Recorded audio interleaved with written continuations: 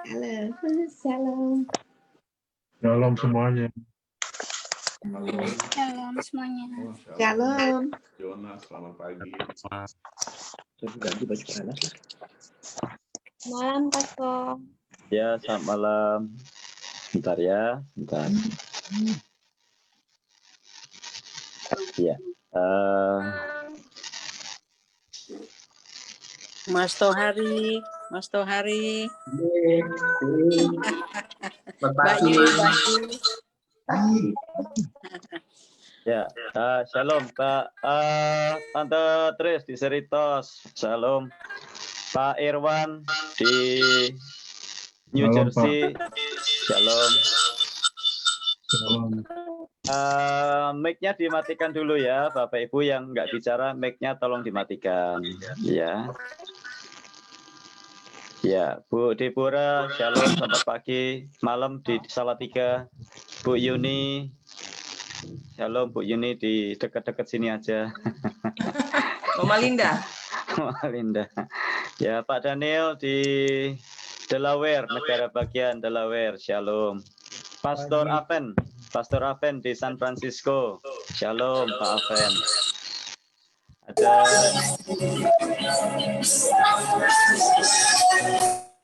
ya, itu ada yang dangdutan segala macam itu ya, biar seru ya, biar kita yang di California bangun. Ya, Ibu Damayanti, Bu Dokter, apa kabar?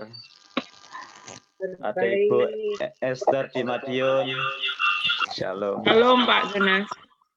Ya, Pak Paul, shalom. Ya, shalom Pak. Shalom di sini ya. Ini siapa suaranya kok ini sekali ya? Shalom, selamat pagi Pastor Ya, Jonas. puji Tuhan. Bu Fitri di Makassar, shalom, apa kabar?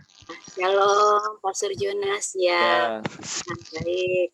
Puji Tuhan. Pak Jeffrey Manabung di Makassar, shalom. Pak Tohari, Bu Ning di Semarang, Bu Dewi di Semarang. Ini orang Semarang banyak sekali. Pak Gito, shalom. Madiun, Pak Pendeta Sugito, dengan Bu Nini Asih, shalom, tak bergabung. Ibu Carla di California, dekat-dekat aja. Ibu Olive di Hong Kong, shalom. Ya, Shalom Bu, Pastor. ya Miss Listi di Makassar, shalom, apa kabar? Shalom Pastor, baik. Ada Pak Tito, ya Pak Ed. Ya, Pak Edi Santoso sudah tadi ya, Bu Irja di Makassar sudah. Ini ada, oh Jojo. Ya, shalom Jojo, apa kabar? Dekat-dekat aja. Ini orang nggak usah lihat saya. Ini dia. Ya, Ngomong coba. Ngomong apa udah? Kalau dia bisa dengar. ya, Ibu Pendeta Reta, apa kabar Ibu Pendeta Alex? Ya, puji Tuhan dari GSCA. Ya, Menceng, puji Tuhan. Shalom. Bu Dokter Maria di Bogor, apa kabar Bu Dokter? Shalom. Bu Desi, Pak Sikit di Pontianak, Toho. Shalom. Pak Iwan Gunawan, Bandung. Pak Marga Sucipta, Tasikmalaya. Shalom Pak. Pak Agus dari GBI Rock, Caruban. Selamat bergabung. Bu Lili dari Purwokerto, shalom. Pak Haryono Komar, dari mana Pak ya? Oh ini Pak Hari. Iya, itu nama panjang saya. Maaf Pak ya. Ya Pak Hari. Ini di Kuningan atau di mana ini? Saya masih di Gadok. Tapi ya. Nancy tadi dijemput sama anak saya. Karena dia menantu saya mau melahirkan, jadi dia diajak ke rumahnya. Iya. Jadi ini pakai handphone saya sekarang. Iya. Baik, kita berdoa sebentar ya untuk menantu Pak Hari yang akan melahirkan. Mari kita berdoa.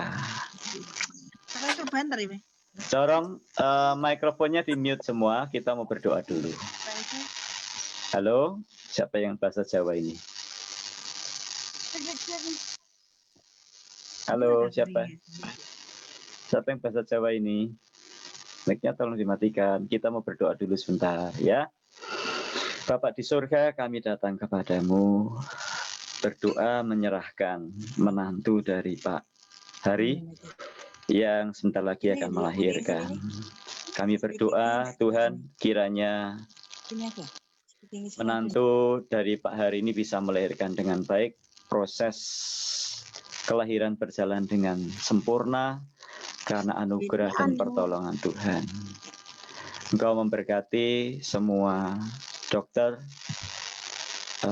para asisten, bahkan alat-alat yang dipakai, bahkan juga kesehatan, kekuatan untuk menantu Pak Hari, supaya bayi yang dilahirkan lahir dengan sempurna, menjadi berkat bagi banyak orang. Terima kasih Tuhan, kami serahkan ini dalam tangan-Mu. Dalam Tuhan Yesus kami berdoa. Amin. Ya, puji Tuhan. Ya Pak, wah ini banyak sekali, saya satu persatu gambarnya ganti-ganti. Ya ada Pak Yosua Agung dari Sentul, selamat bergabung. Ibu Clara Mulyati dengan Pak Petrus Mulyati di Laverne, puji Tuhan. Bu Kristina Ugung dari STT Jeffrey di Makassar, shalom, selamat bergabung. Ini ada pakai nama Esra, siapa ya? Oh Bu Ance, selamat malam Bu Ance. Pagi Bu Ance. Di Ranco. Pak Sam Ferry di Bandung ya. Nah, sudah kelihatan gambarnya ini. Ya. Ya, puji Tuhan Pak, selamat bergabung. Ada Bu Eli, shalom, selamat bergabung.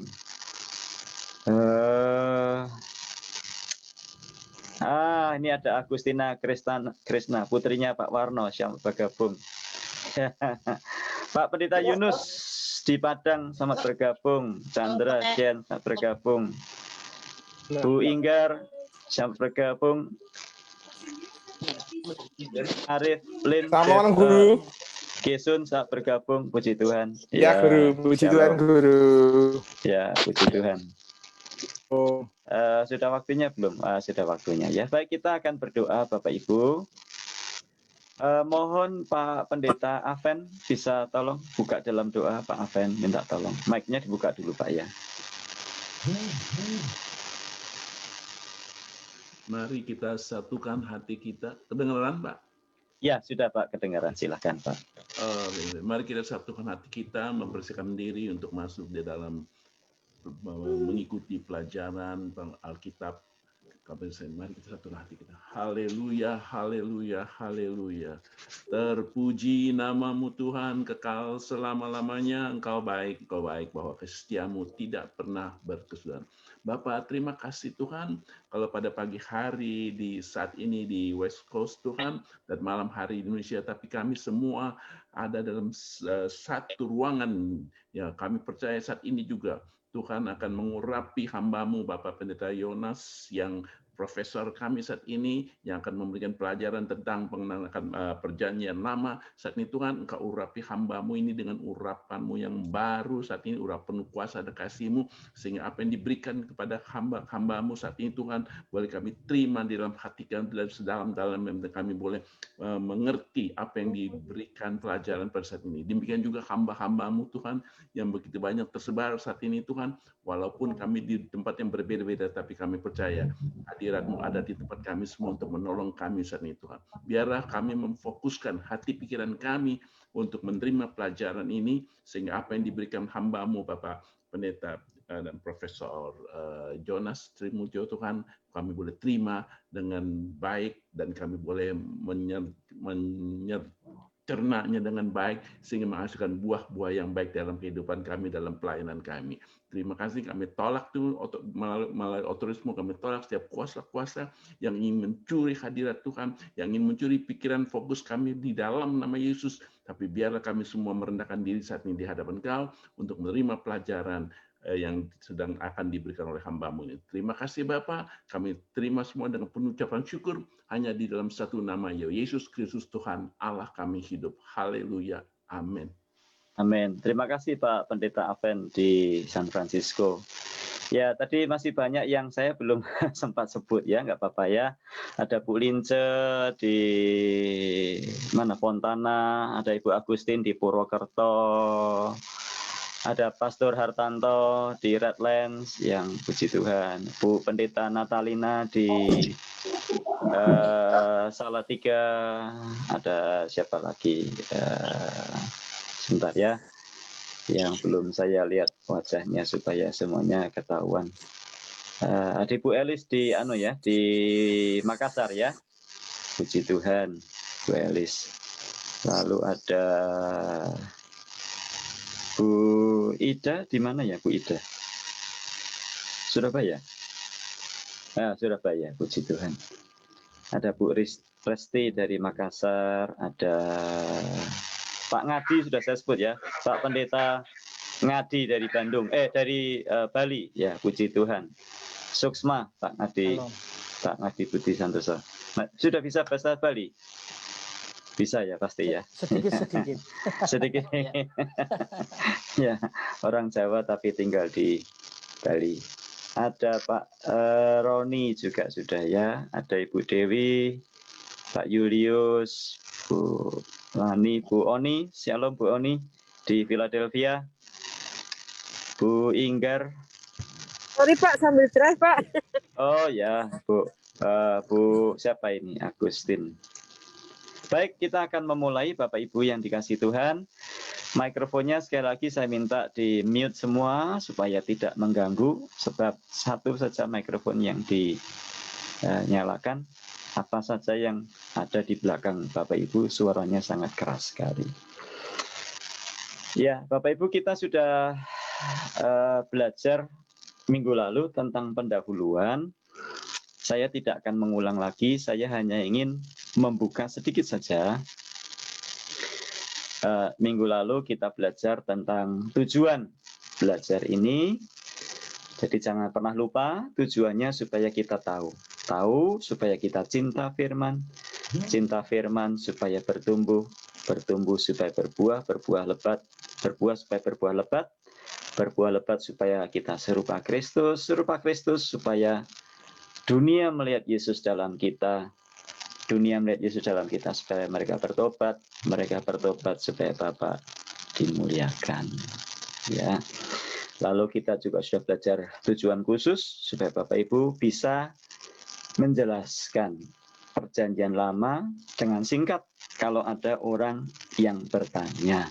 Sebagai orang Kristen kita harus bisa menjelaskan Alkitab yang kita miliki. Lalu kita juga mampu menjelaskan nanti hubungannya perjanjian lama dan perjanjian baru apa. Perjanjian lama dan perjanjian baru tidak terpisah-pisah. Walaupun tempatnya terpisah, namanya berbeda, tetapi sesungguhnya Alkitab yang kita miliki adalah satu kesatuan walaupun terdiri dari banyak buku yang berbeda. Puji Tuhan. Lalu peraturan kelas sudah saya catat, sudah saya jelaskan. Kita tidak boleh terlambat, sebab kalau terlambat pintu sudah ditutup. Dan kita sudah belajar juga tantangan minggu lalu, tantangan utama belajar perjanjian lama itu apa. Banyak orang tidak mau membaca perjanjian lama karena merasa terlalu banyak, terlalu tebal. Masalahnya bukan terlalu banyak, terlalu tebal, tapi strategi untuk membaca, strategi untuk mengetahuinya. Itu yang perlu kita pegang terlebih dahulu. Juga ada yang berkata perjanjian lama sulit dimengerti. Sebetulnya bukan sulit dimengerti. Kita tidak mengerti karena ada nama-nama yang asing di situ. Dan kita tidak mengerti karena kita tidak bisa menempatkan kitab-kitab itu dalam satu kerangka yang menyeluruh. Sehingga kita kehilangan jejaknya. Misalnya kita membaca kitab Obaja. Baca kitab Obaja walaupun hanya satu pasal tapi sulit sekali. Kenapa? Karena kita tidak tahu tempatnya kitab Obaja itu ada di mana. Maksudnya secara kronologis kitab Obaja itu ada di mana dan mengapa kitab Obaja itu ditulis. Ya, sehingga kita sulit memahami, apalagi nanti kita sampai kepada kitab Maleakhi. Ya, kalau sampai kitab Maleakhi paling-paling ya kita hafal ya Maleakhi 3 ayat 10 aja tentang perpuluhan. Yang lain-lainnya aduh nggak tahu dah. Nah, kemudian ada yang berkata, wah saya kalau baca perjanjian lama itu pusing Pak.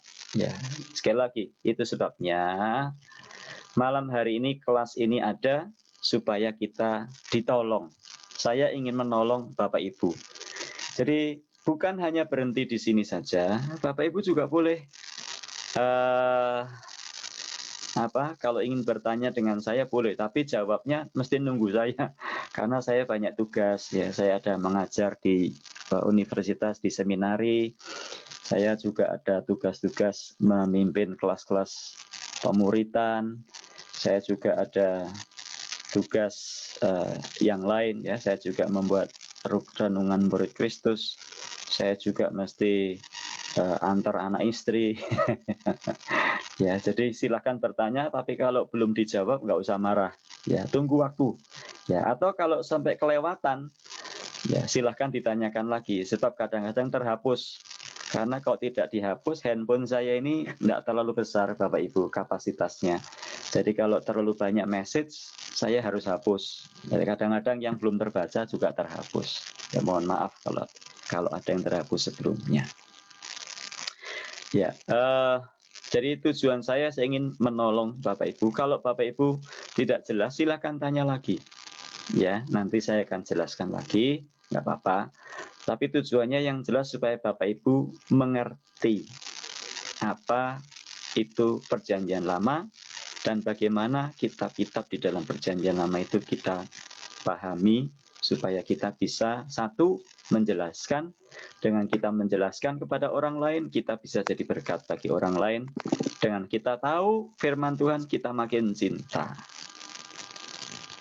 Nah, Bapak Ibu jangan pernah lupa bahwa kitab perjanjian lama mencakup area yang sebetulnya tidak terlalu luas juga, tetapi apa-apa yang disampaikan di sana adalah apa-apa yang terjadi di daerah sekitar Mesopotamia sampai di Mesir. Nah, ini petanya seperti ini, Bapak Ibu. Nah, kalau kita melihat peta seperti ini, mungkin kita agak bertanya-tanya juga, kenapa? Ya, ini peta daerah Mesopotamia, ya, Kanaan, Libanon, Mesir. Semua kejadian yang ada di perjanjian lama terjadi di wilayah ini. Itu sebabnya sulit bagi kita untuk memahaminya. Kenapa? Ya karena kita tinggalnya di Indonesia. Ya, sedangkan kejadian ini ada di daerah Mesopotamia yang jauh. Ya, daerah Mesir, di daerah Syria, di daerah Israel, di daerah Iran, Irak. Ya, itu sebabnya saya rutin mengadakan Holy Land Tour. Ya, saya rutin mengadakan trip ke Israel bulan Juni, Juli tahun depan kalau Tuhan izinkan. Saya akan berangkat lagi. Kalau Bapak Ibu rindu silakan. Kenapa? Kenapa kok ke sana? Ya bukan karena jalan-jalan saja, tetapi kita perlu belajar dan melihat tanah di mana Alkitab pernah membahasnya. Ya, itu sebabnya saya membawa juga ada satu pendeta, biasanya satu pendeta ya saya bawa juga ikut supaya jadi berkat juga, supaya membagikan yang lain-lainnya. Bapak Ibu yang belum pernah, ya marilah pergi, jangan pergi ke Singapura shopping ke Orchard Road terus ya. Sekali-sekali lah pergi ke Israel. Ya, waduh Pak, mahal Pak lah, mahal. Kalau ke Eropa aja bisa. Kenapa kalau ke Holy Land, ke tanah Israel, Mesir kok nggak bisa? Semua kembali kepada kemauan. Pergilah selagi masih bisa.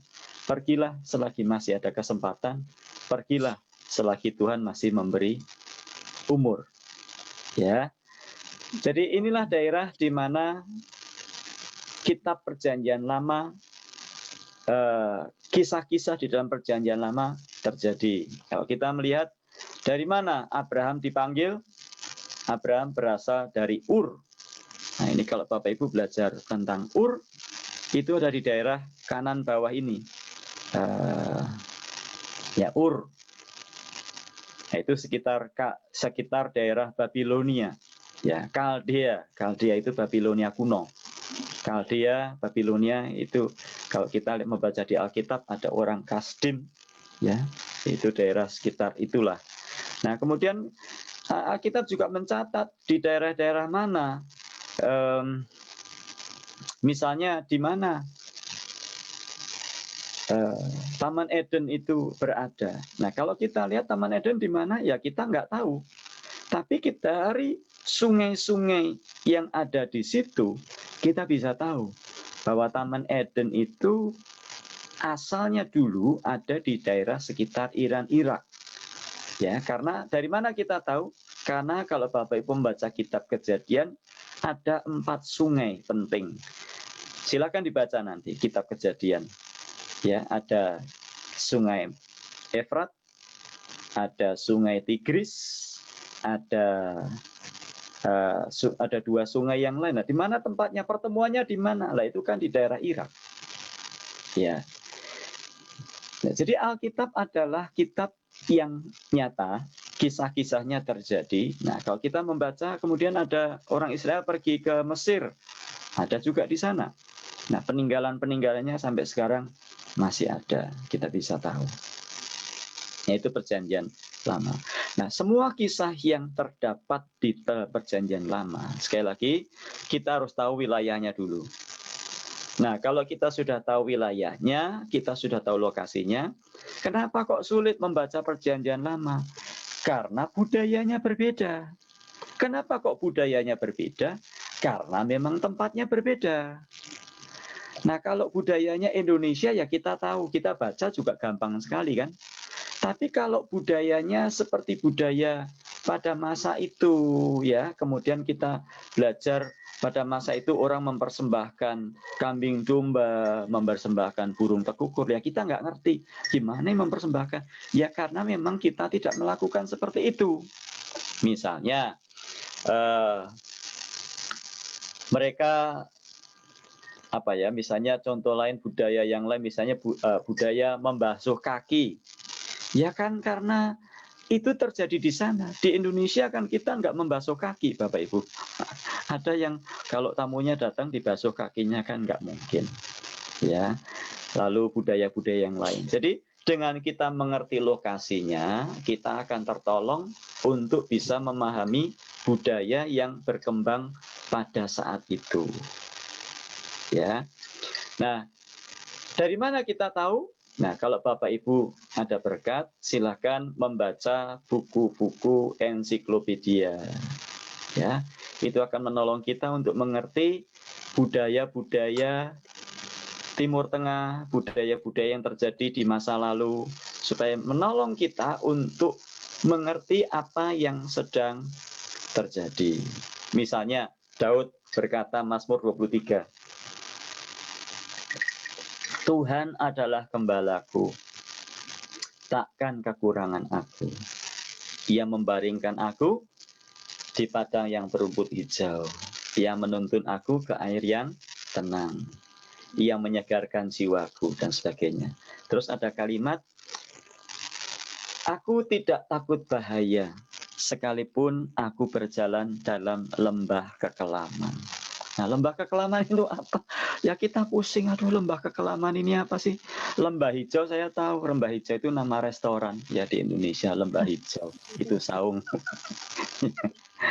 Tapi lembah kekelaman itu apa? Ya kita kan nggak tahu, Bapak Ibu.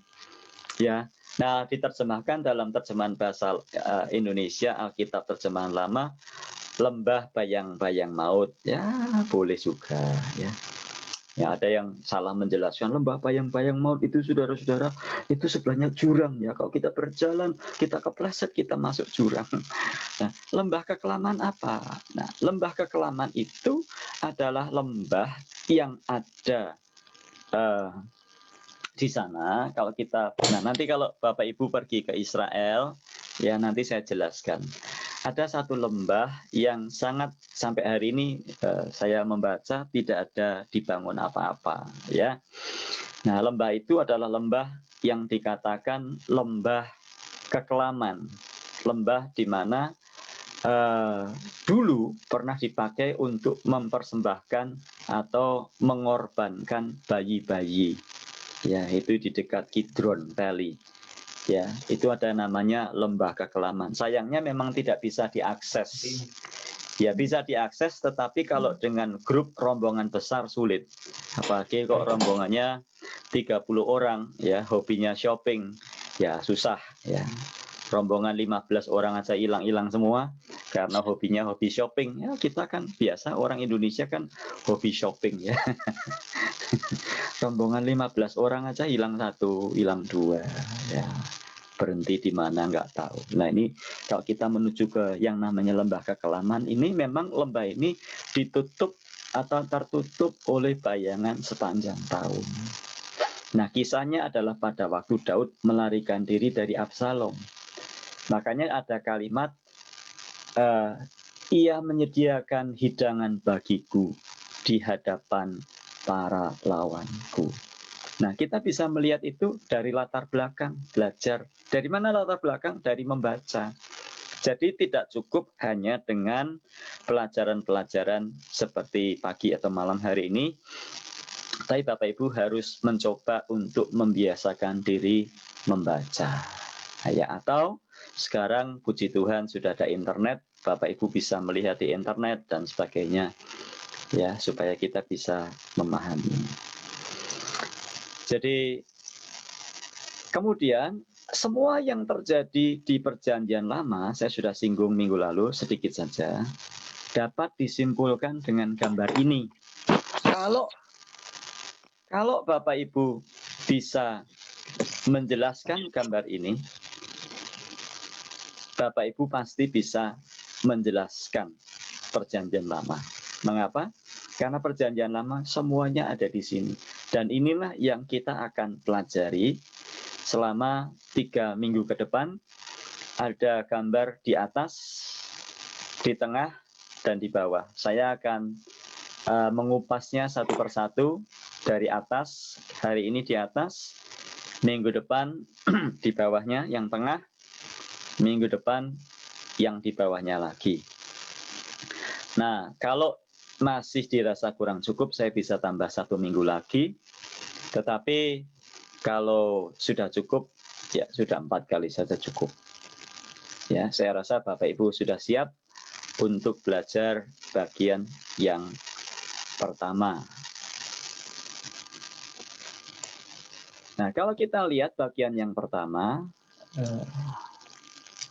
kita melihat di situ bahwa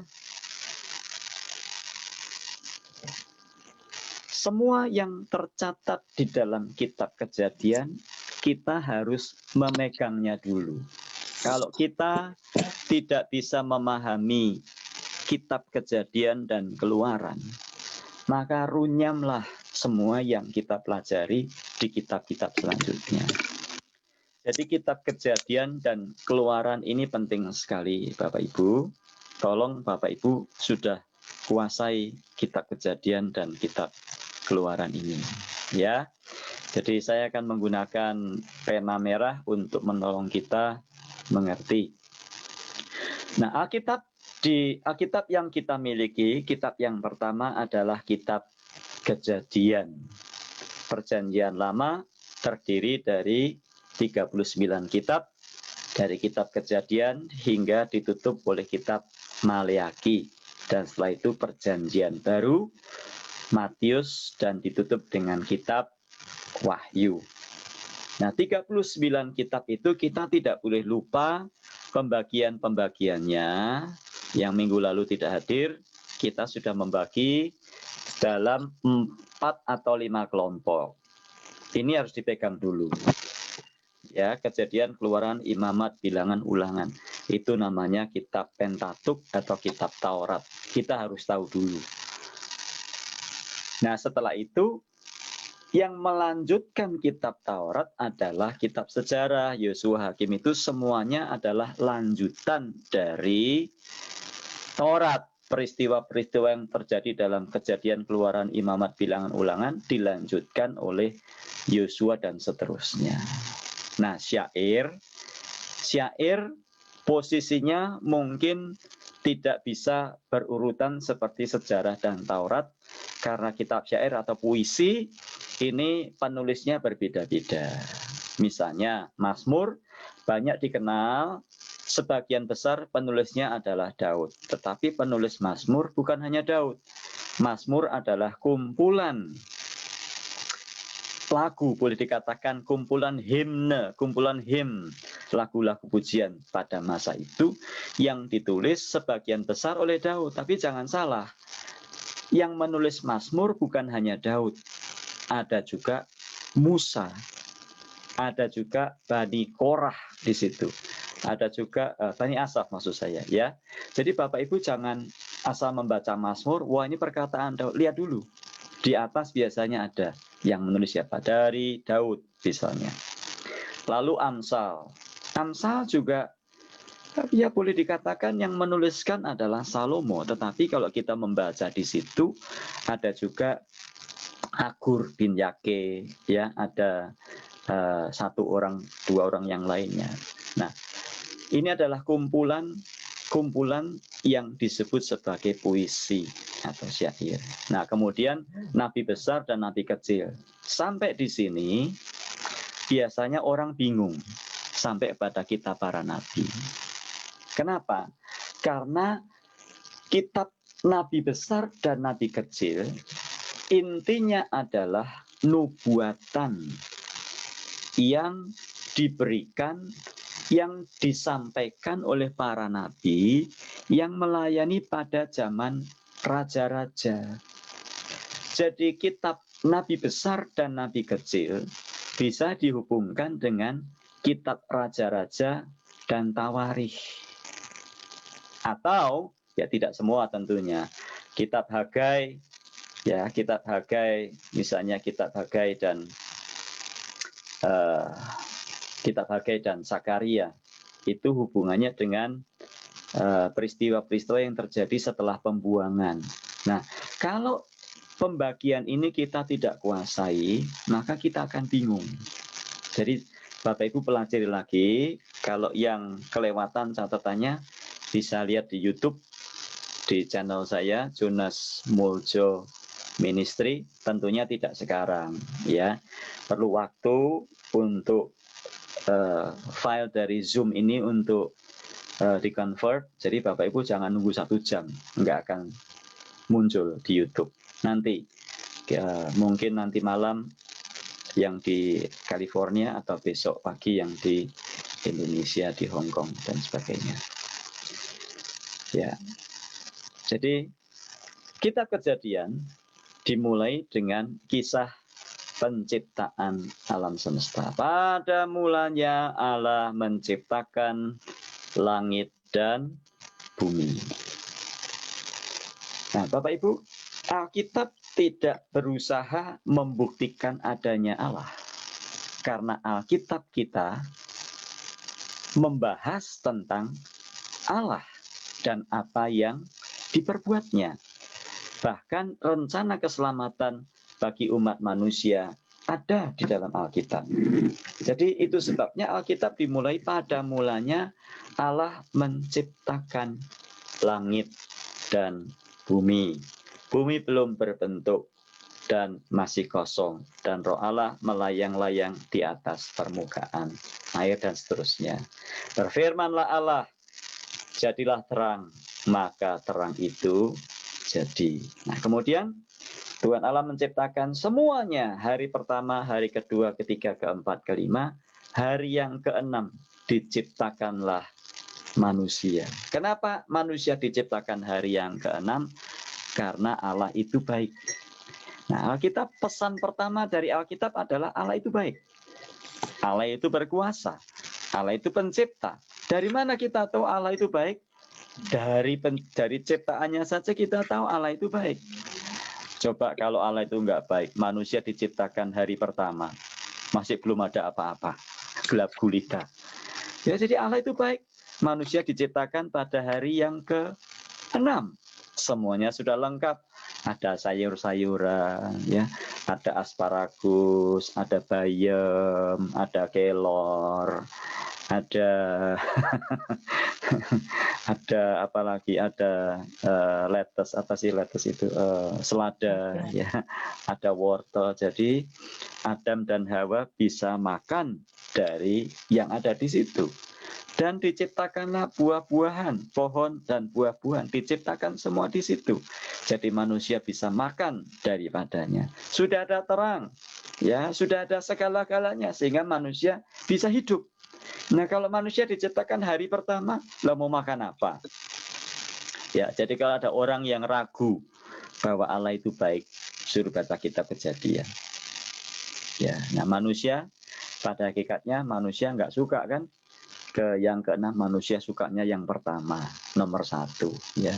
Jadi kadang-kadang Tuhan menempatkan kita di nomor bukan nomor 1, itu ada baiknya juga karena Tuhan punya rencana.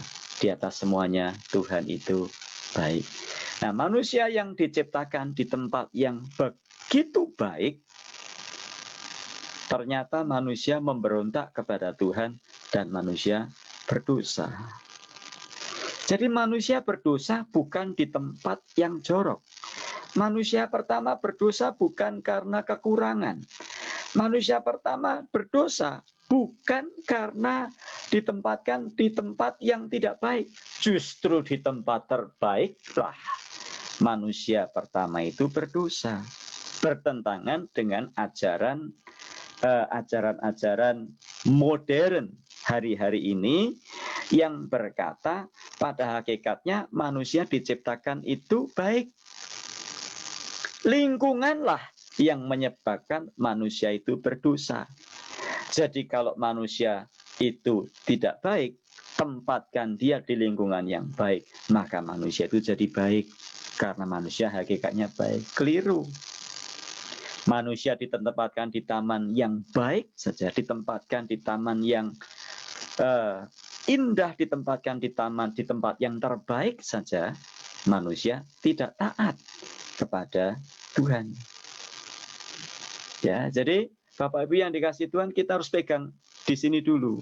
Kita pegang di sini bagian ini supaya kita tahu apa-apa yang kita pelajari selanjutnya. Semuanya ada kaitan dengan ini. Nanti kalau kenapa Yesus datang, minggu lalu saya jelaskan.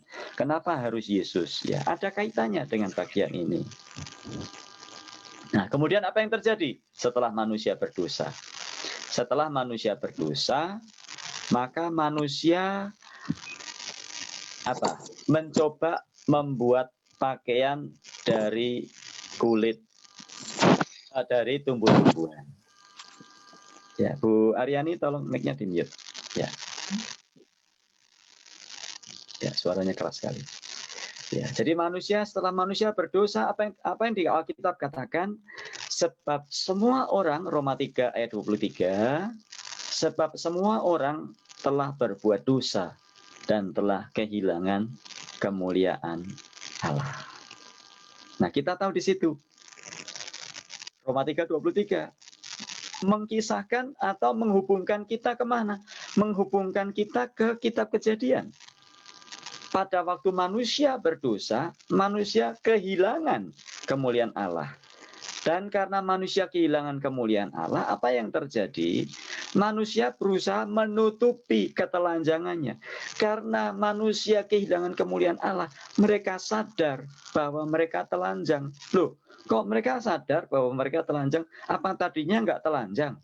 Tadinya telanjang, tapi apa mereka tidak sadar? Bukan sadar tidak sadar, tetapi karena mereka ada di dalam kemuliaan Allah. Jadi setelah manusia berdosa, maka manusia kehilangan kemuliaan Allah, manusia baru sadar bahwa manusia itu telanjang. Itu sebabnya mereka berusaha menutupi ketelanjangannya dengan dengan tumbuh-tumbuhan, dengan daun-daunan. Nah, kita mencatat bahwa setelah itu Tuhan Allah turun dan mencari manusia yang berdosa, Adam dan Hawa ini, dan kemudian kepada manusia diberikan pakaian dari kulit binatang. Kenapa? Kenapa? Apa nggak cukup? Itu pakaian dari tumbuh-tumbuhan aja apa nggak cukup? Kenapa kok Tuhan harus memberi mereka pakaian dari apa namanya? Dari kulit binatang? Apa karena pakaian dari kulit binatang pada hari itu sedang sale, sedang diobral, sedang buy one get one free? Makanya Tuhan itu memberikan pakaian dari kulit binatang. Bukan. Karena Tuhan Allah memandang bahwa apa yang ini adalah sebetulnya menggambarkan juga kehidupan manusia. Manusia yang berdosa berusaha dengan kekuatannya sendiri untuk menutupi segala dosa dan kesalahannya. Ya, itu sebabnya manusia kemudian membuat agama.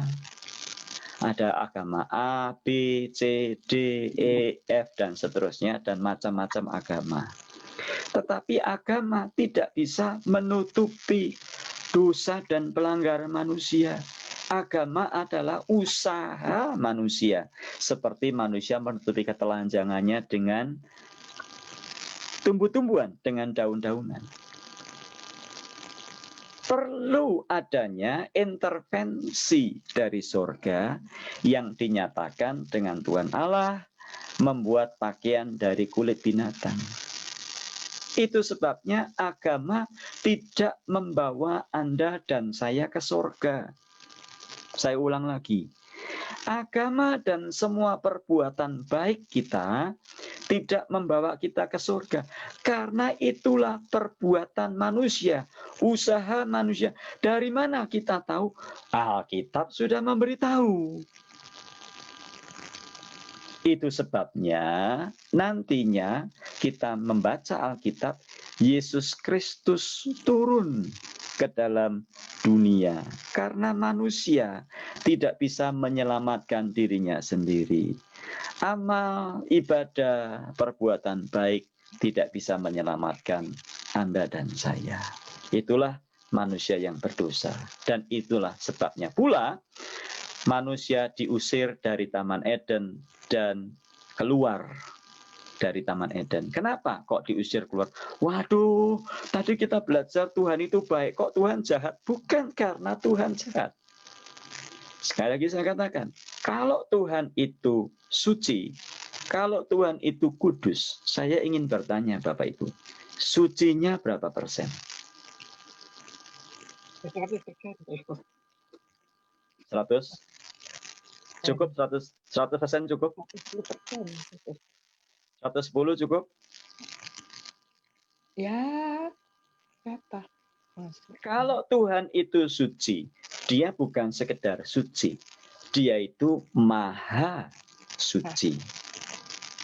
Kesuciannya, kemurniannya tidak bisa dibandingkan dengan apapun juga.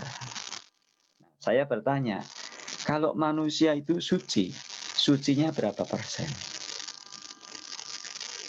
Berusaha, maksud saya berusaha untuk suci. Ya, saya nggak mencuri, saya nggak berzina, saya nggak berbuat jahat, saya tidak menipu.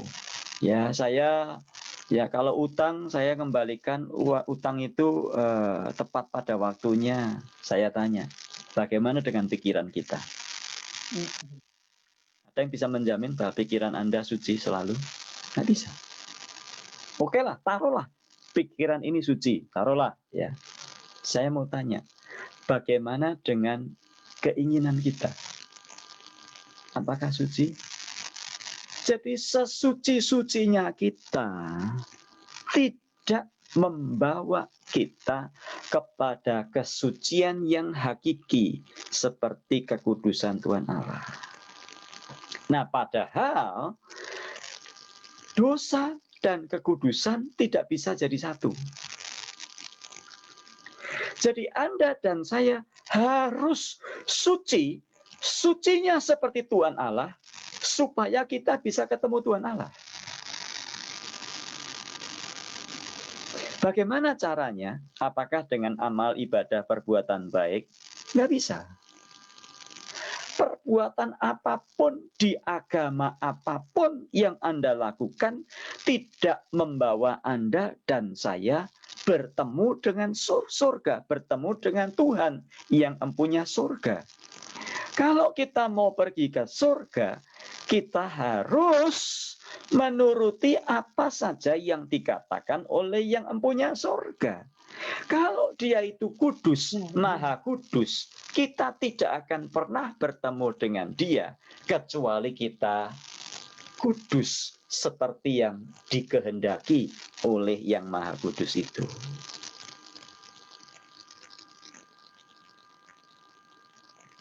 Nah, manusia sepanjang abad berusaha terus untuk bertemu, berusaha terus untuk memperbaiki diri, berusaha terus untuk membuat agama, melakukan segala cara untuk bertemu dengan Tuhan, tapi tidak bisa ketemu.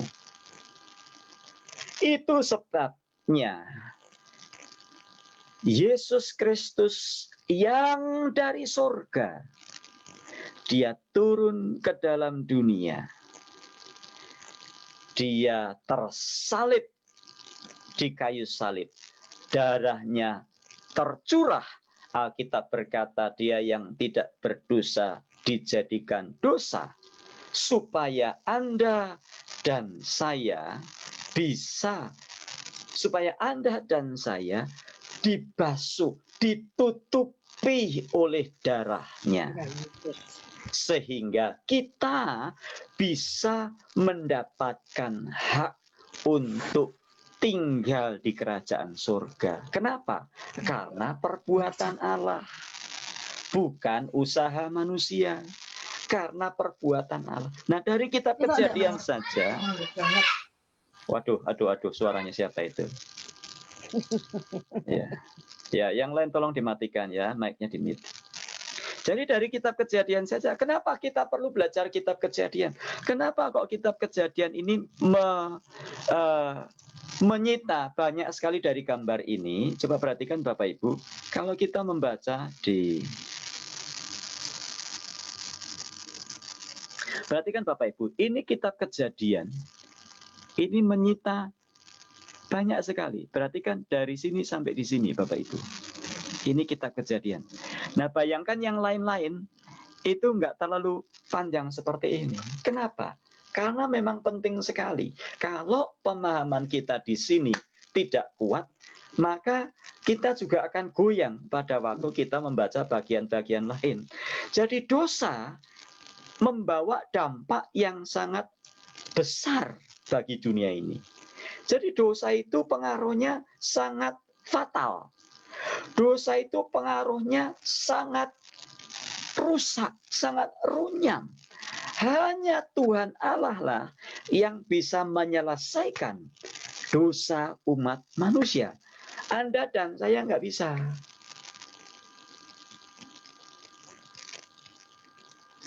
Nah, kemudian itu sebabnya manusia diusir keluar dari Taman Eden. Mengapa? Karena manusia sudah berdosa. Nah, dosanya akan terus berjalan. Nah, kemudian kalau kita lihat manusia diusir di Taman Eden. Nah, perhatikan terus ya. Saya pelan-pelan aja, sebab kadang-kadang saya kalau ngomong terlalu banyak. Itu Kejadian pasal 1, pasal 2, pasal 3. Kemudian kalau kita melanjutkan Kejadian pasal 4, 5, dan 6, kita akan melihat bahwa manusia bertambah banyak. Nah, ini gambarnya ada di sini. Nah, ada satu orang yang diangkat oleh Tuhan dan tidak mengalami kematian. Dia adalah Henokh. Ya, saya tulis pakai I karena Enoch bahasa Inggris. Ya, tapi pada hakikatnya kita mencatat, Alkitab mencatat bahwa manusia semakin bertambah banyak. Tercatat dalam Kejadian pasal 4, 5, 6. Dan umurnya juga panjang-panjang pada waktu itu. Manusia bertambah banyak. Tapi apakah manusia yang bertambah banyak ini semakin baik? Tidak.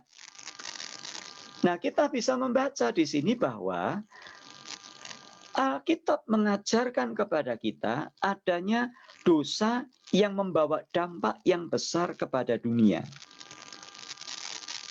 Manusia selanjutnya lahir, dan manusia lahir di dalam dosa. Buktinya, Kain membunuh Habil. Dan kemudian manusia bertambah banyak. Kalau dosa itu tidak berdampak besar, mestinya mereka bukan bertambah berdosa dong. Tapi Alkitab mencatat Kejadian pasal 5, ketika dilihat oleh Tuhan Allah bahwa manusia semakin besar, semakin banyak jumlahnya, dan kecenderungan hatinya selalu membuahkan kejahatan, maka Tuhan Allah memutuskan untuk mengirimkan air bah. Nah, kita melihat di sini dosa itu terus semakin hari semakin bertambah, semakin hari semakin merajalela, semakin hari semakin kreatif. Contohnya, sekarang ini dunia mengenal yang namanya teknologi. Tapi teknologi bukan dipakai manusia untuk kebaikan. Teknologi dipakai untuk kejahatan. Contohnya, bagus kan ada Gojek itu ya, ojek online, bagus kan? Bagus. Tapi karena adanya teknologi, orang menggunakannya untuk melakukan aplikasi tuyul namanya. Nggak tahu saya bagaimana aplikasi tuyul itu, berapa waktu yang lalu pernah dijelaskan di koran-koran. Orang memalsu kredit card, orang bisa hacking, membajak internet, membajak website atau membajak laman-laman yang lainnya. Ini kan salah satu kreativitas dari dosa itu sendiri.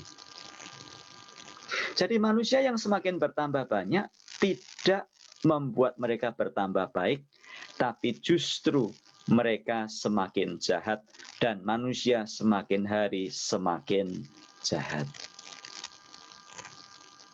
Itu sebabnya Alkitab, kitab Kejadian mencatat bahwa Tuhan Allah mengirimkan air bah. Tetapi sebelum air bah itu dikirimkan, Tuhan Allah telah memberikan kasih karunia-Nya kepada satu orang yang bernama Nuh. Ya, Nabi Nuh dan istrinya, 3 orang anaknya, 3 orang menantunya. Masih ingat? Banyak yang tidak tahu lagu itu. Karena lagunya sekarang sudah lagu-lagu, kebanyakan lagu baru. Susah sekali ngajarnya, susah sekali mengingatnya. Tapi zaman dulu, lagu-lagu sekolah minggu itu gampang diingat. Betul ya? Saya masih ingat dulu guru sekolah minggu saya. Saya dulu guru sekolah minggu saya di GKI Salatiga. Ya, saat ada di sini yang dari GKI Salatiga, kalau seusia saya masih ketemu saya. Ya mungkin belum kenal pada masa itu. Guru saya ngajarkan lagu yang sederhana. Nabi Nuh dan istrinya, 3 orang anaknya, 3 orang menantunya masuk dalam bahtera. Lalu hujan turunlah, hujan lebat turunlah, hujan lebat turunlah, 8 orang selamat. Lagu sederhana kan? Nah, lagu-lagu sekolah minggu itu harusnya seperti itu, Bapak Ibu, ya. Lagu-lagu itu berisi pengajaran. Ya, jangan lagu-lagu sekolah minggu lagunya more, I want more. Nah, anak-anak sekolah minggu nyanyi more. Ini opo? Ya. Anak sekolah minggu diajarkan. Kenapa? Kalau anak-anak sekolah minggu tidak mengerti kebenaran Alkitab, lalu kapan mereka mengerti kebenaran Alkitab? Ayo, siapa di sini jadi guru sekolah minggu? Coba bikin lagu-lagu. Itu Bu Lina, Ibu Pendeta Lina Mariono pernah menciptakan lagu. Sampai hari ini saya masih ingat ya. Ku jadi anak Tuhan, hatiku selalu riang, Tuhan selalu pimpinku untuk dapat berbuah. Kasih, sukacita, damai, sejahtera, kesabaran, kemurahan, kebaikan, kesetiaan, lemah lembut, penguasaan diri. Itulah Buah-buah roh sebetulnya kurang pas. Itu sebenarnya bukan buah-buah roh, itulah buah roh ya. Tapi ya penciptanya ada di sini, siapa saya mau ganti-ganti kan? Ku harus dapat berbuah. Lah itu lagu sekolah minggu diajarkan sebenarnya. Sekarang saya tanya Bapak Ibu hafal nggak buah roh? 9 aja nggak hafal. Kenapa? Ya karena kita nggak bisa menghafal. Ayo ciptakan lagu-lagu yang diambil dari Alkitab, yang memudahkan anak-anak. Bukan hanya anak-anak, orang dewasa juga untuk belajar firman Tuhan, belajar Alkitab di situ.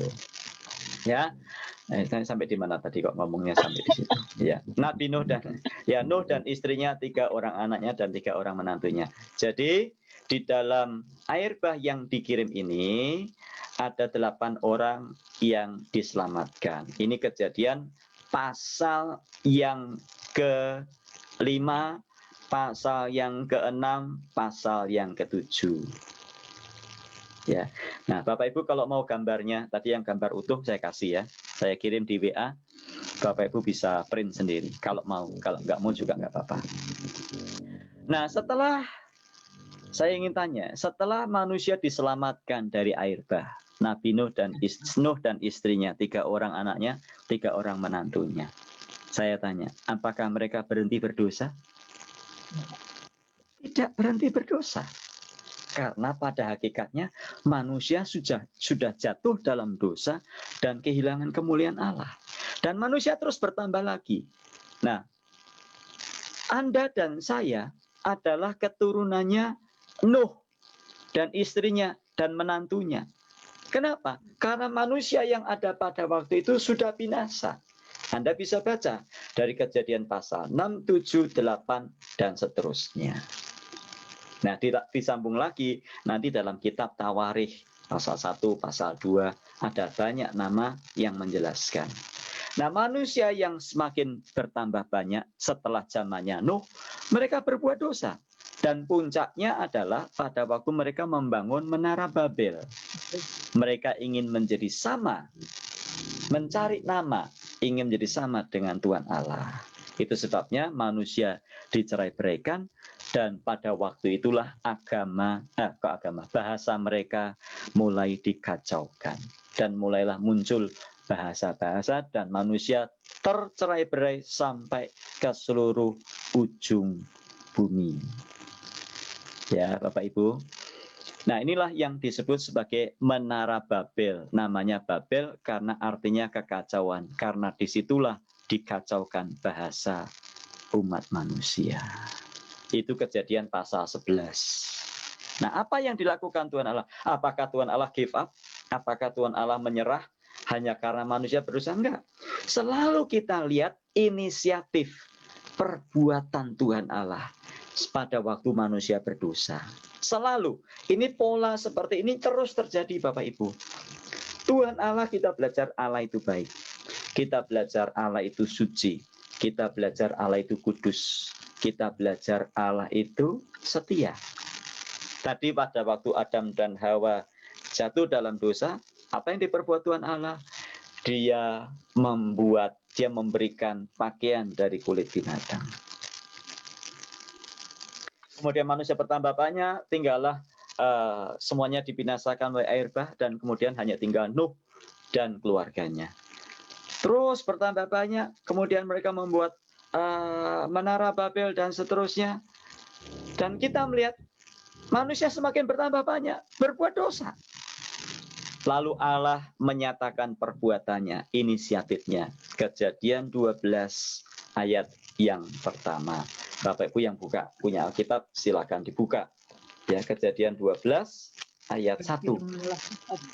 Inilah perbuatan Tuhan Allah yang saya katakan sebagai wujud kasih dan kesetiaan serta kemurahannya. Coba perhatikan, berfirmanlah Tuhan Allah kepada Abram, pergilah dari negerimu dan dari sanak saudaramu dan dari rumah bapakmu ini ke negeri yang akan kutunjukkan kepadamu. Ayat 2, aku akan membuat engkau menjadi bangsa yang besar dan memberkati engkau serta membuat namamu masyhur dan engkau akan menjadi berkat.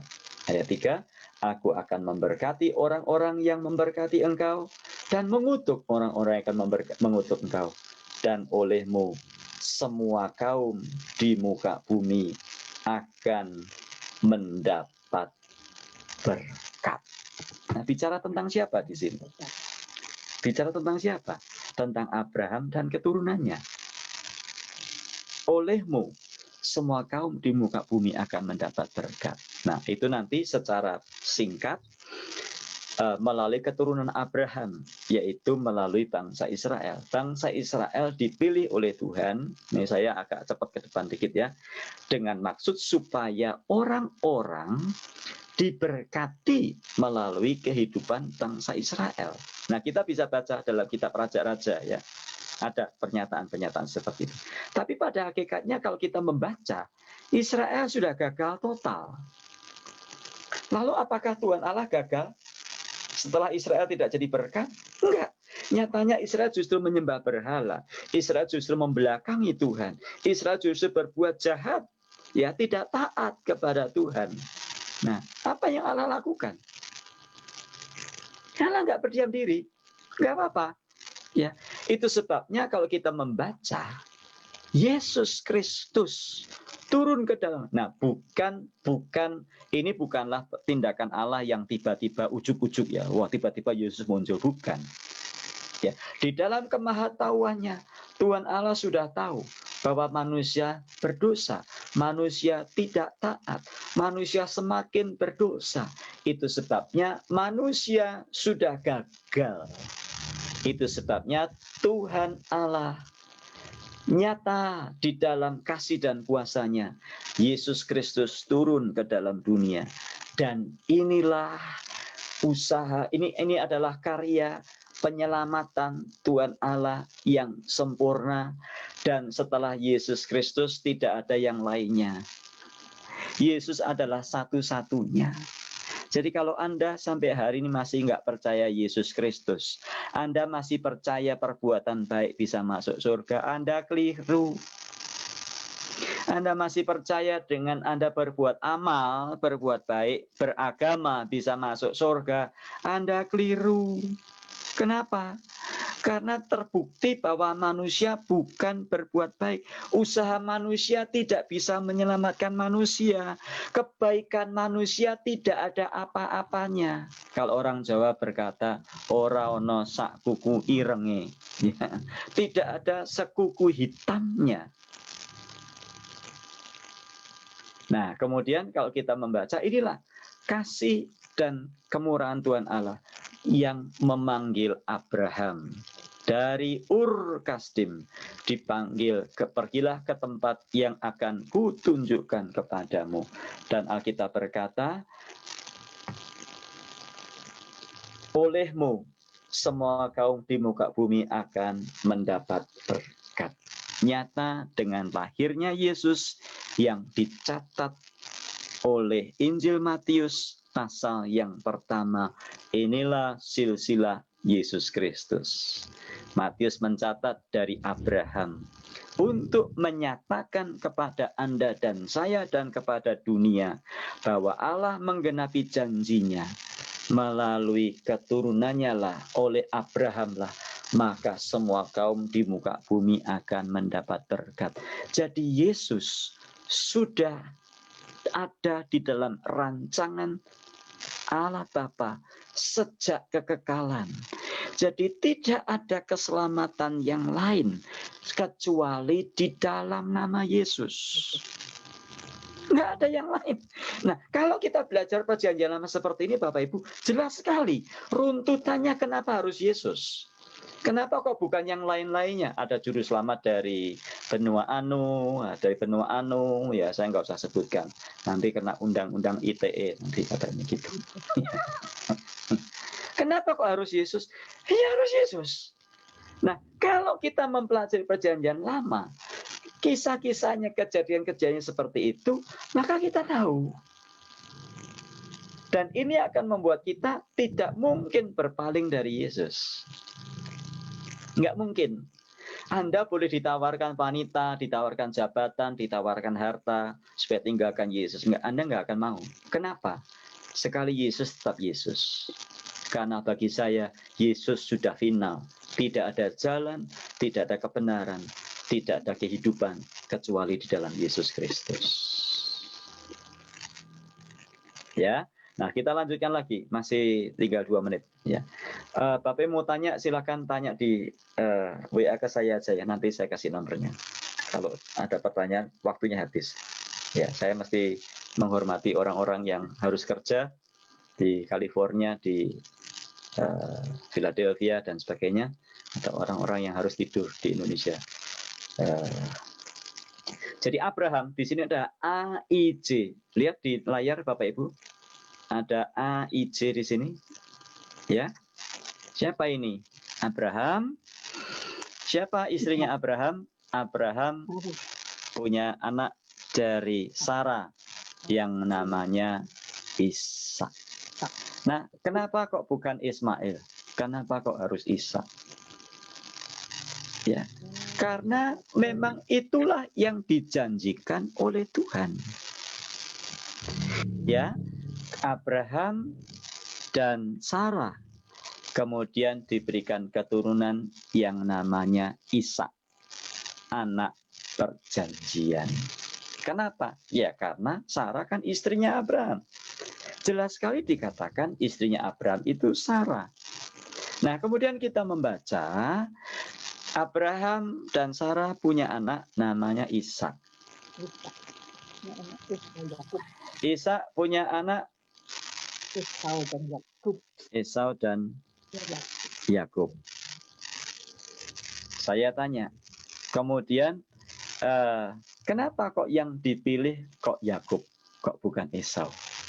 Wah, ini ya ini loh. Agama Kristen itu nggak benar. Masa Allah kok pilih kasih? Ya, kan kita sering mendengar seperti itu.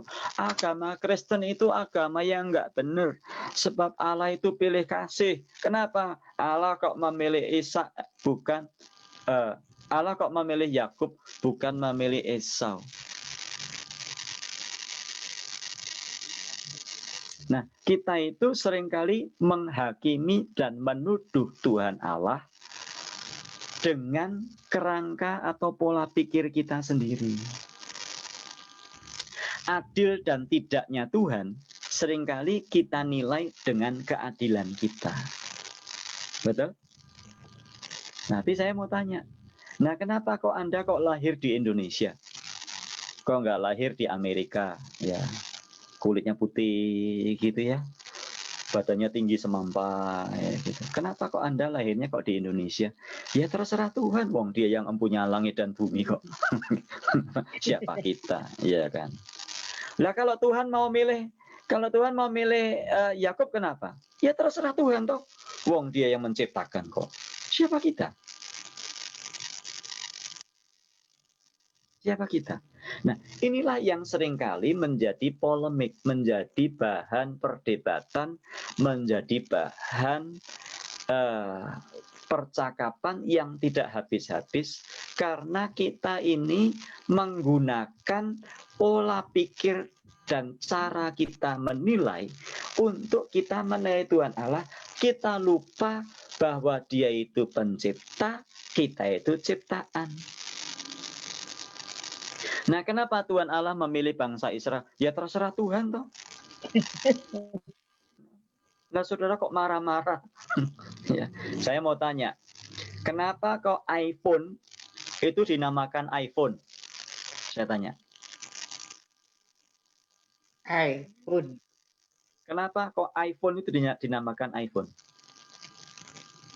Kenapa kok nggak dinyatakan sandal atau apa? Kenapa kok namanya kok iPhone?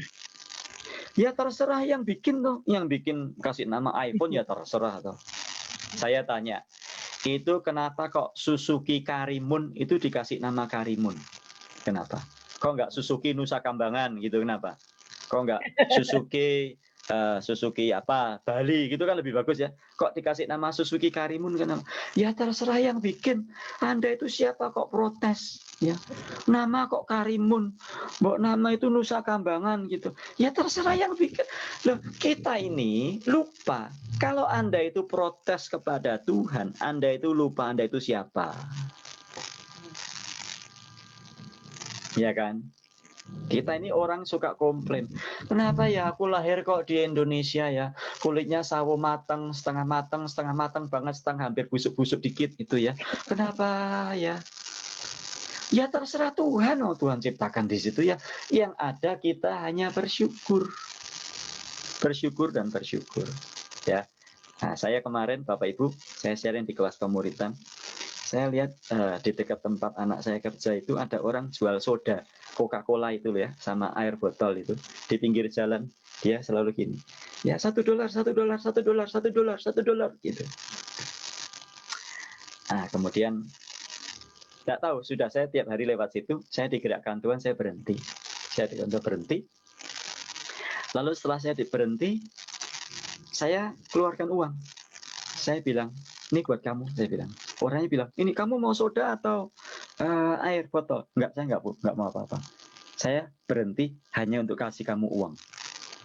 Wah, dia kaget. Oh man, dia bilang gitu ya. Terus saya sharing tentang Yesus ya. Saya sharing kepada orang itu. Ya, saya membuka dengan kalimat sederhana untuk orang Amerika toh. Saya sharingnya sederhana. Jesus loves you man, saya bilang gitu. Ya, kemudian dia bilang, kamu bilang apa? Kamu bilang Yesus. Loh, aku juga Jesus is in my life, bilang. Nah, saya masih belum cek lagi ya. Saya belum cek lagi bagaimana kehidupannya. Ya, tapi saya ingin sekali membagi tentang Yesus kepada orang yang jualan air botol ini. Terus dia tunjukkan kepada saya. Kamu tahu, dia tunjukkan tangannya itu dibalut ya. Ternyata dia itu cuci darah, Bapak Ibu. Dia bilang sama saya, man, I have to go through dialysis. Saya harus pergi ke dialisis cuci darah seminggu 3 kali, Monday, Wednesday, Friday. Saya tahu, ini orang nggak bohong, karena saya dulu pernah kerja di tempat cuci darah. Saya tahu, orang kalau cuci darah itu, kalau yang seminggu 3 kali, itu Senin, Rabu, Jumat. Kalau yang Selasa, Kamis, Sabtu. Dia tunjukkan ke saya. Dia cerita, aku itu dulu, ya, waktu harus cuci darah, aku itu selalu bertanya, why, kenapa, why. Tapi setelah aku ketemu Yesus, sekarang aku nggak bilang why. Aku sekarang cuma bisa bilang thank you Lord Jesus, thank you Lord Jesus, thank you Lord Jesus. Wah, saya belajar dari orang jualan Coca-Cola di pinggir jalan yang $1. Saya jualan dari orang yang jualan air di air botol itu, Bapak Ibu. Terlalu banyak hidup kita itu mengeluh, terlalu banyak kita protes, terlalu banyak kita komplain kepada Tuhan. Kita merasa kurang. Padahal Tuhan sudah melakukan yang terbaik dalam hidup kita. Dia yang menciptakan kita. Kita ini hanya ciptaan. Belajar mensyukuri apapun yang Tuhan sudah berikan. Syukuri apa yang kita punya. Jangan mengeluh karena apa yang kita tidak punya. Nah, ini kunci untuk kita hidup bahagia.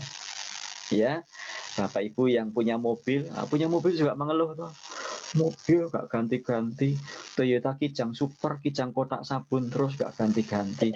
Kapan ya punya Innova ya? Yang punya Innova ngeluh. Kapan punya Alphard ya?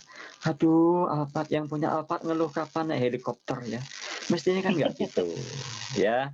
Yang punya mobil Toyota Kijang Super, terima kasih Tuhan punya mobil. Daripada naik sepeda motor, naik sepeda motor dibegal, ya, kehujanan, kecipratan segala macam, ya. Yang sepeda motor nggak usah mengeluh, kapan ya punya, nggak usah, bersyukur, terima kasih Tuhan punya sepeda motor.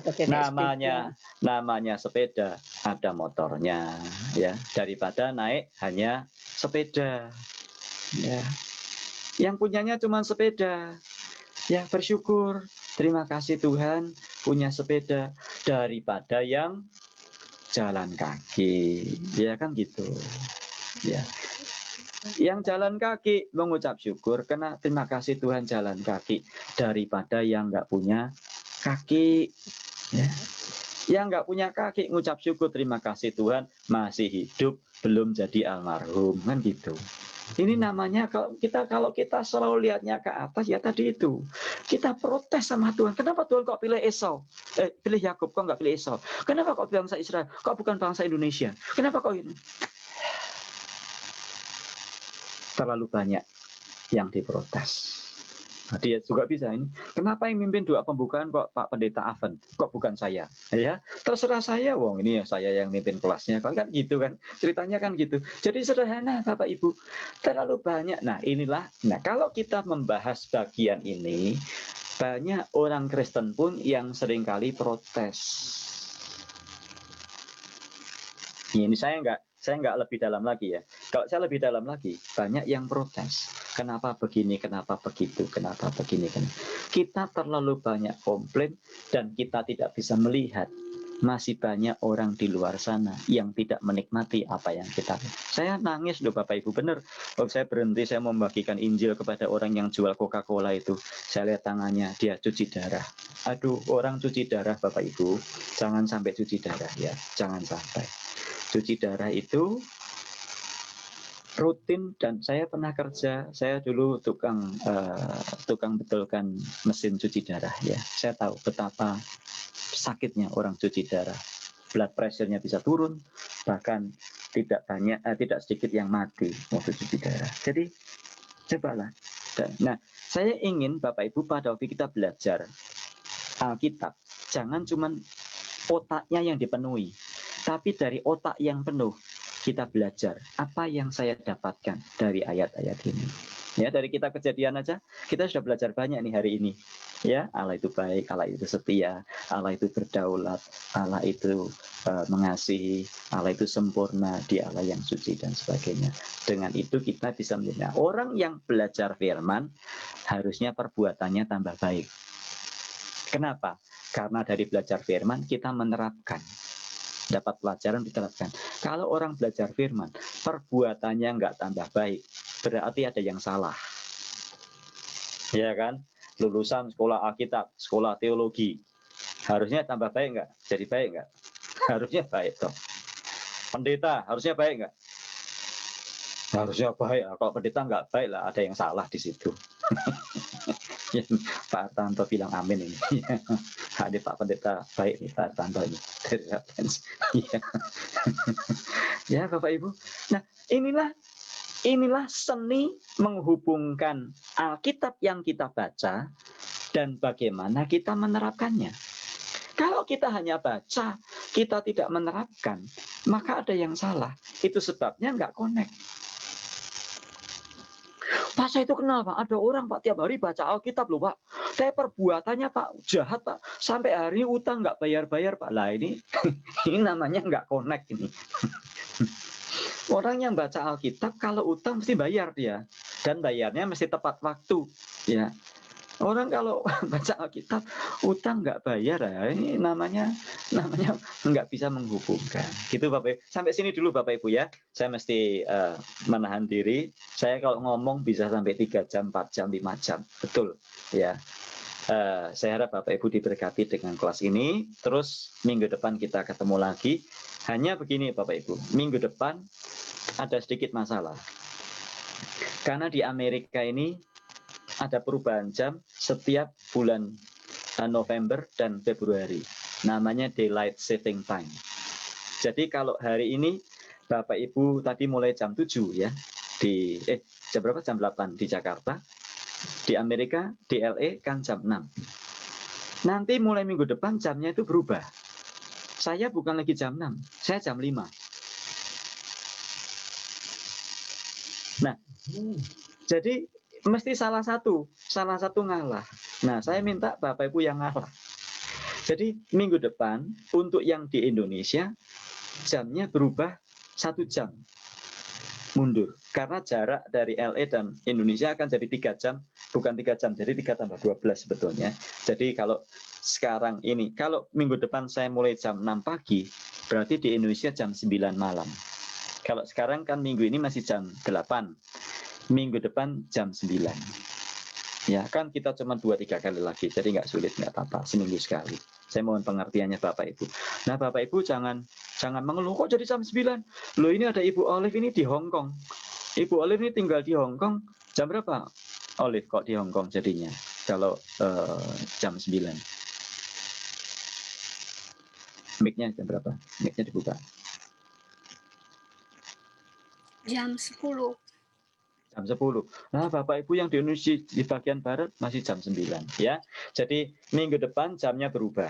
Yang di Indonesia, yang di Amerika tetap karena ada daylight saving time. Yang di Amerika tetap jam 6 pagi. Kenapa saya tidak berubah menjadi jam 5? Bapak Ibu kasihan dengan yang di Amerika, masa jam 5 pagi suruh pelajaran ya. Bapak mau nggak jam 5 pagi suruh pelajaran di Indonesia? Nggak mau kan? Tapi jam 9 masih ada yang nonton Korea. Kalau nonton Korea bisa sampai jam 1 pagi. Kalau main nonton bola, itu ada loh pendeta-pendeta di Indonesia itu. Sepak bola jam 2 pagi bangun loh mereka, Bapak Ibu.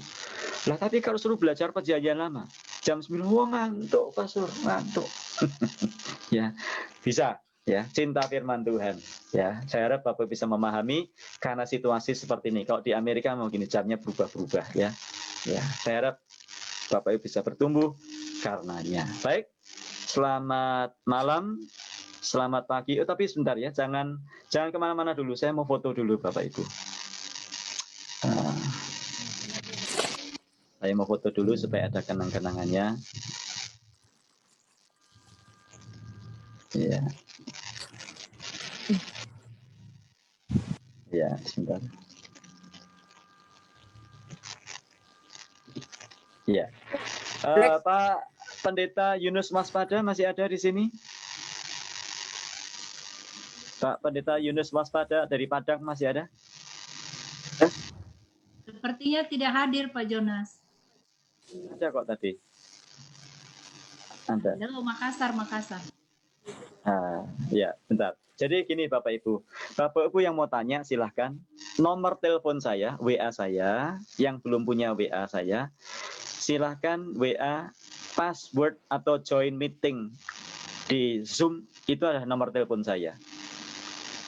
Ditambahkan saja +1. Ya, itu join meeting atau password untuk WA atau untuk Zoom meeting ini adalah nomor telepon saya, tinggal tambahkan saja +1. Kodenya Amerika kan +1. Silakan tanya, nggak apa-apa, tapi saya tidak janji untuk jawab langsung ya. Baik Bapak Ibu, sampai di sini dulu. Pak Pendeta Sugito sajalah, Pak Pendeta Samuel Sugito dari Madiun, tolong tutup doa. Dibuka dulu mic-nya Pak Gito. Ya. Mari Bapak Ibu kita berdoa dan mengucap syukur atas kasih karunia yang masih diberikan Tuhan atas kita. Kita masih boleh belajar kembali memperdalam tentang kitab perjanjian lama. Bapa di sorga, kami mengucap syukur di hadapan-Mu. Engkau senantiasa memperlengkapi kami. Yang tajam dan Roh-Mu terus menuntun kami untuk melakukannya, sehingga dengan demikian kami mengerti kehendak Tuhan di dalam kehidupan kami pribadi, bahkan pelayanan kami. Terima kasih Engkau telah memakai hamba-Mu Bapak Pastor Yonas untuk menyampaikan hal ini Tuhan. Tuhan berkati hamba-Mu dengan hikmat yang datang dari sorga. Demikian juga kesehatannya, Tuhan senantiasa memelihara. Sehingga pertemuan-pertemuan yang mendatang, kami semakin diberkati. Terima kasih Bapak, terima kasih. Tuhan berkati saudara-saudara kami yang ada di Amerika, ada yang di Hong Kong, ada di Singapura, ada yang di Indonesia. Pada malam hari ini, setelah memperoleh berkat-berkat yang tercurah atas kami semakin yakin bahwa Engkau sangat mengasihi kami dan memperlengkapi kami. Terima kasih Tuhan. Dalam nama Yesus kami bersyukur dan berdoa. Haleluya. Amin. Baik, Bapak Ibu sebelum berpisah, tolong Bapak Ibu karena ini pelajaran Alkitab, Bapak Ibu buka-buka Alkitab ya. Jadi jangan Alkitabnya ditutup terus. Ini kita sudah membahas kitab Kejadian. Coba baca dulu.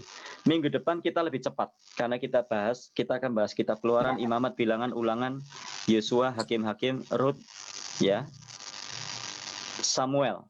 Ya, kita akan bahas spot panjang sekali. Jadi Bapak Ibu coba buka-buka Alkitab ya. Paling enggak ya ngerti-ngerti lah bagaimana kejadian tentang apa kira-kira, keluaran apa ya. Kalau Bapak Ibu mau belajar sekarang waktunya. Kalau tunggu kapan lagi nggak akan belajar.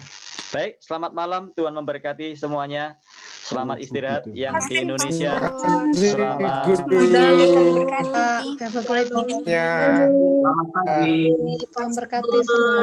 Selalu mengasihi pastor dan keluarga dan kita semua. Amin.